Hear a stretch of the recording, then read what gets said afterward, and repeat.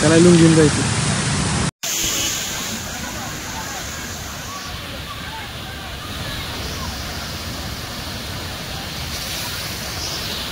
জলবিশ্লেষণ এইটো আমাৰ যিটো পানীৰ যিটো পানীৰ পাইপটো মোটামুটি আজি বুলি নহয় আগতে আৰু দুদিন হৈছে আৰু দুদিন মানে এনেকৈ pipe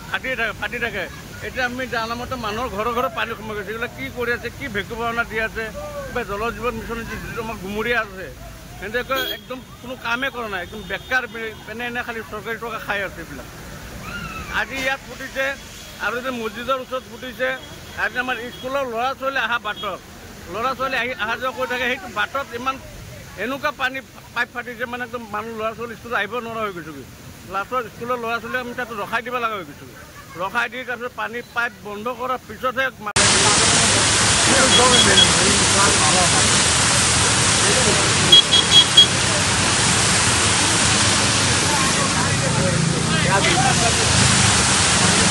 Kalay lungin ba ito?